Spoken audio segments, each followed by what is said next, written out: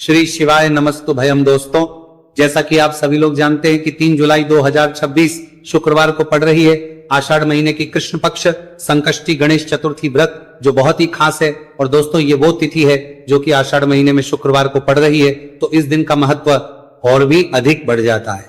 पूज्य गुरु जी ने कहा है कि अगर कभी भी मौका लग जाए और आषाढ़ महीने की चतुर्थी तिथि शुक्रवार को पड़ जाए तो इस दिन आपको 11 गेहूं के दाने वाला उपाय जरूर करना चाहिए, क्योंकि ऐसा संयोग बहुत ही कम आता है।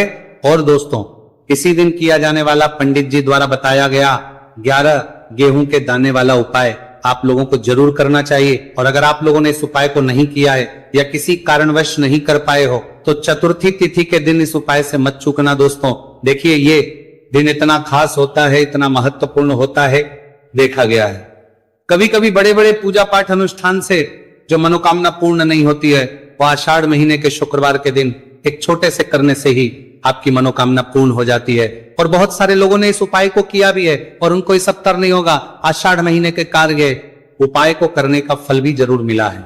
अगर आप लोग भी इस उपाय को चतुर्थी तिथि के दिन करना चाहते हैं तो आप इस उपाय को पहले अच्छे से समझ लेना, सुन लेना, उसके बाद करना। आपको इस उपाय का फल जरूर मिलेगा। देखना, आपकी सभी मनोकामनाएं पूरी हो जाएंगी।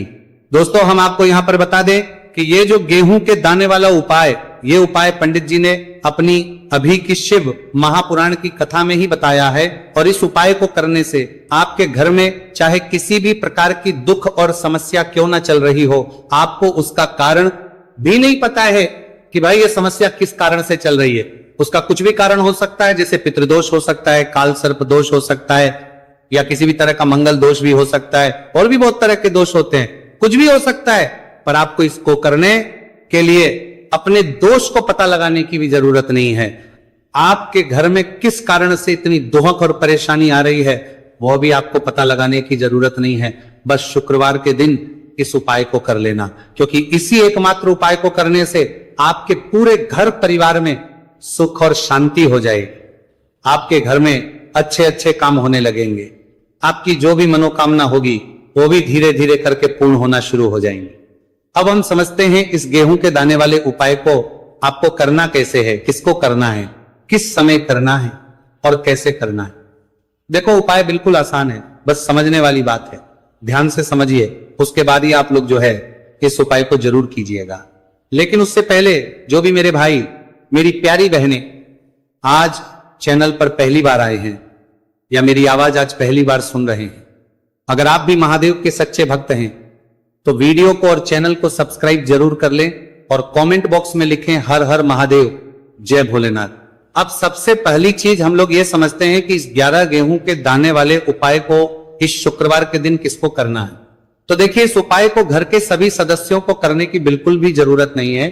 घर में से कोई एक मुख्य बड़ा सदस्य ही इस उपाय को करेगा तो उस घर परिवार के सभी सदस्यों को इस उपाय को करने का फल मिल जाएगा। पर वो बड़ा सदस्य कौन होगा, कौन व्यक्ति इस उपाय को करेगा? तो यहां पर देखिए, हम आपको बता दें, घर की बड़ी माताएं, बहनें होंगी घर की बड़ी माताओं, बहनों में से कोई भी एक माता बहन इस वाले उपाय को कर सकती है। अपने पूरे घर परिवार के लिए घर में सभी सदस्यों को इस उपाय को करने की जरूरत नहीं है। मात्र घर की जो बड़ी माताएं बहनें हैं, उनमें से कोई भी एक माता बहन इस वाले उपाय को करेगी तो उसके घर परिवार के पूरे सदस्यों को इस उपाय का फल मिलेगा। अगर किसी कारणवश माताएं बहनें घर में उपस्थित ना हो या वो इस उपाय को कर रही हो, कुछ दिक्कत हो, तो भाई उस जगह पर फिर घर का कोई बड़ा व्यक्ति भी इस उपाय को कर सकता है। माताओं बहनों के कहने का मतलब यह था कि माताएं बहनें घर की लक्ष्मी होती है। जब घर की लक्ष्मी कोई उपाय करती है तो निश्चित ही भगवान शिव जी बहुत जल्दी प्रसन्न होते हैं और उपाय का फल में बहुत जल्दी और बहुत बड़ा करके भी यहां पर देते हैं। तो आप लोग ये बात समझ गए होंगे। अब हम ये बात समझते हैं इस वाले उपाय को हमें करना किस समय है। इस 11 गेहूं के दाने वाले उपाय को हमें शुक्रवार चतुर्थी तिथि के दिन करना किस समय है।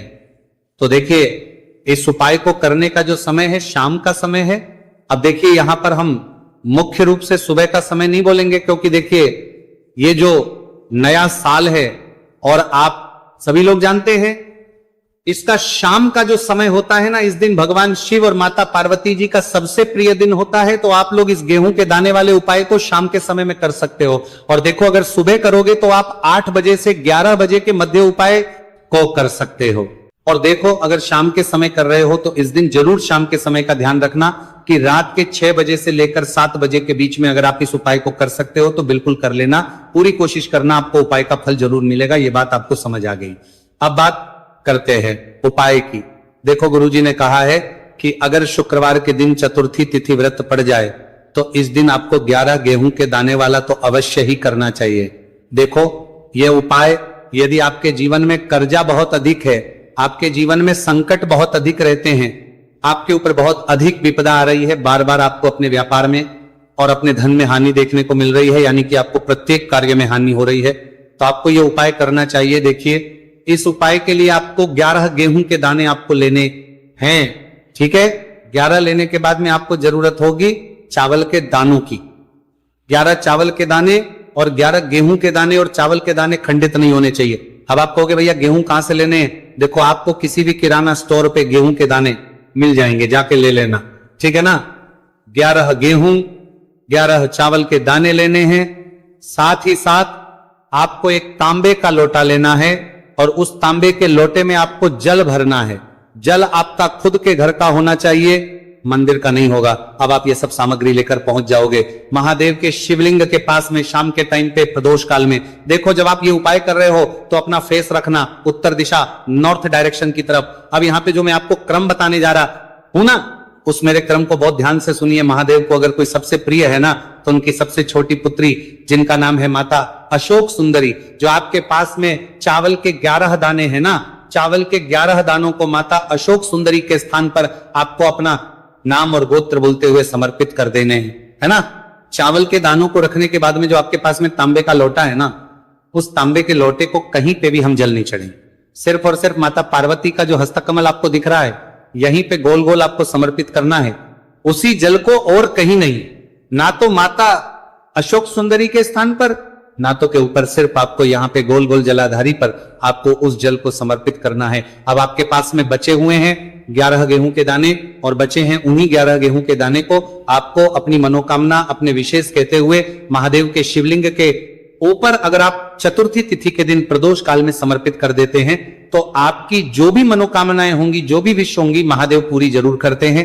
अन्न समर्पण करने से, उस खासकर गेहूं को समर्पण करने से हमारी इच्छाएं पूरी होती हैं। और अगर वो दिन चतुर्थी तिथि का दिन हो तब तो इससे सुंदर संयोग कुछ भी नहीं हो सकता।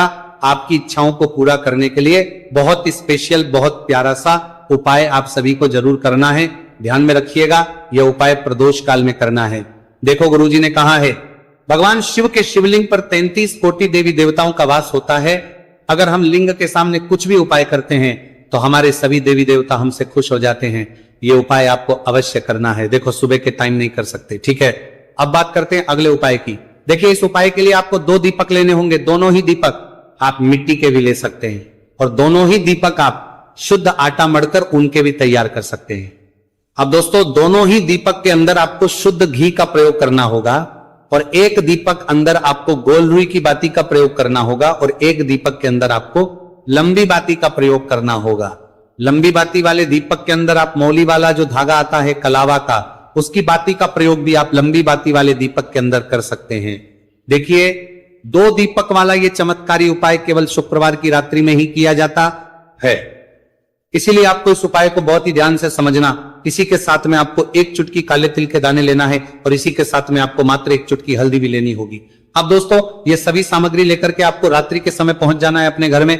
जहां कहीं भी तुलसी जी का पौधा, तुलसी माता का निवास स्थान है, वहां पर देखिए दोस्तों, सबसे पहले तो आपके पास जो एक गोल बाती का दीपक, उसे आपको तुलसी जी के वहां पर प्रज्वलित करना है।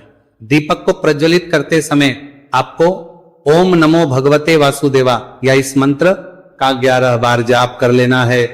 अब देखिए दोस्तों, आप जो 1 चुटकी काले तिल के दाने लेकर के आए हैं, उन्हें आपको अपने सीधे हाथ में रखना है, और जो आपने गोल बाती वाला दीपक प्रज्वलित किया है माता तुलसी जी के वहां पर, उसके ऊपर से आपको इन 1 चुटकी काले तिल को घड़ी की दिशा में घुमाना है, आपको अपना नाम और अपनी गोत्र को बोल देना है और फिर आपको इन काले तिल को उससे जलते हुए दीपक के अंदर डाल देने हैं। देखिए, काले तिल भगवान विष्णु के पसीने से उत्पन्न हुए हैं और जब हम ये दीपक रात्रि में प्रज्वलित करते हैं तो इससे हमें हमारे कर्ज में राहत मिलती है, हमारे जीवन में धन प्राप्ति के नए नए मार्ग खुलते हैं, हमारा अगर कोई भी कार्य रुका हुआ है तो वह भी परिपूर्ण होता है। देखिए, गोलबाती का जो दीपक है, विशेषकर हम माता तुलसी के वहां पर भगवान विष्णु और माता लक्ष्मी के निमित्त प्रज्वलित कर रहे हैं। इस प्रकार से आपको ये दीपक प्रज्वलित कर देना है। अब जो आपके लंबी बाती का दीपक है, एक चुटकी हल्दी है, तो इससे आपको लेकर के पहुंचना है अपने घर के मंदिर में। आपके घर के मंदिर में माता लक्ष्मी की जो भी प्रतिमा ही मूर्ति है, उनके सामने